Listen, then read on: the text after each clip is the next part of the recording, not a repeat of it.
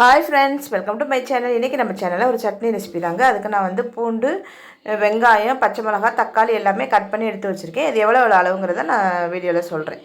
அதுக்கப்புறம் நான் ஒரு கடாயில் எண்ணெய் ஊற்றிக்கிறேன். கொஞ்சம் அகலமான கடாயை எடுத்துக்கோங்க. அதில் வந்து நல்லெண்ணெய் கொஞ்சம் கூடுதலாகவே சேர்த்துக்கோங்க. ஏன்னா இந்த நல்லெண்ணெய் நிறைய சேர்த்து செஞ்சோம்னா தான் இந்த சட்னி செமையாக இருக்கும். அதனால கொஞ்சம் நல்லெண்ணெய் கூடவே சேர்த்துக்கோங்க. இதில் வந்து நம்ம கடுகுளுந்தம் பருப்பு நம்ம எப்பவுமே கலந்து தானே வச்சுருப்போம். அதை போட்டுட்டு அதுக்கப்புறம் கொஞ்சம் உளுந்தம் பருப்பு கொஞ்சம் கூடுதலாகவே கொஞ்சம் போட்டுக்கலாம். போட்டுட்டு நல்லா பொரிஞ்சதுக்கப்புறம் இதில் வந்து நான் வந்து காஞ்ச மிளகாய் ஒரு 4லேருந்து 5 மிளகாய் நான் கட் பண்ணி சேர்த்துருக்கேன். அதுக்கப்புறம் அது பொரிஞ்சது, அதுவும் நல்லா வதங்கினதுக்கப்புறம் வெங்காயம் வந்து நான் இன்றைக்கி பெரிய வெங்காயம் மட்டும் தான் எடுத்திருக்கேன். ஒரு 2 கைப்பிடி அளவுக்கு எடுத்திருக்கேன். இப்படி இந்த 2 கைப்பிடி நம்ம பெரிய வெங்காயம் போடும்போது அதில் வந்து ஒரு கைப்பிடி சின்ன வெங்காயம், ஒரு கைப்பிடி பெரிய வெங்காயம் கலந்து போடும்போது இந்த சட்னி செமையாக தான் இருக்கும். நான் சின்ன வெங்காயம் உரிக்கிறதுக்கு என்னால் முடியலை, டைம் பத்தலை.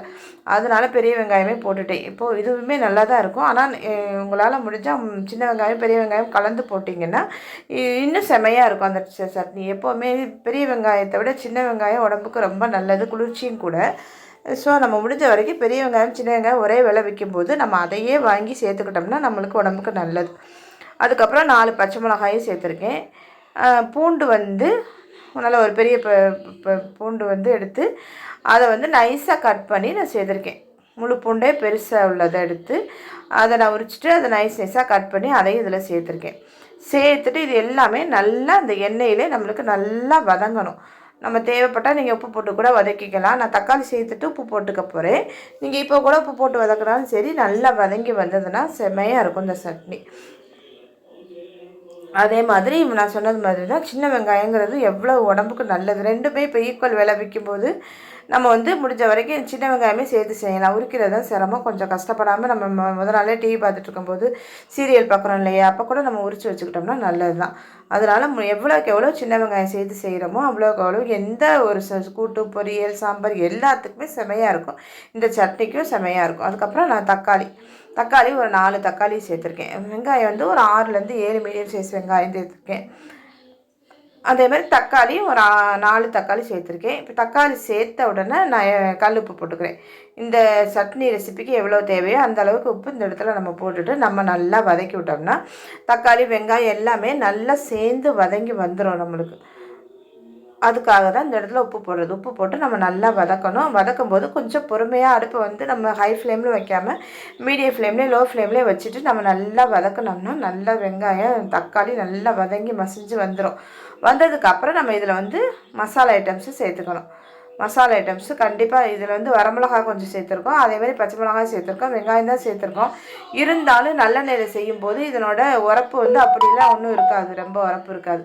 ஸோ அதனால் நம்ம வந்து மிளகாத்தூள் கண்டிப்பாக சேர்த்துக்கணும். காஷ்மீரி மிளகாய் இருந்து போட்டிங்கன்னா அது நல்லா இன்னும் பார்க்க சட்னி கலர் கொடுக்கும். நான் இல்லை தனி மிளகாத்தூள் தான் ஒரு 1.5 ஸ்பூன் போட்டிருக்கேன். நான் 1.5 ஸ்பூன் போட்டிருக்கேன். கொஞ்சம் மஞ்சத்தூள் கண்டிப்பாக போடணும். மஞ்சத்தூள் போட்டு தான் எந்த டிஷ்ஷாக இருந்தாலும் நம்ம செய்யணும். மஞ்சத்தூள் வந்து நிறைய மருத்துவ குணம் இருக்குது. அதனால் மஞ்சத்தூளை மிஸ் பண்ணிடாமல் கொஞ்சம் சேர்த்துக்கோங்க.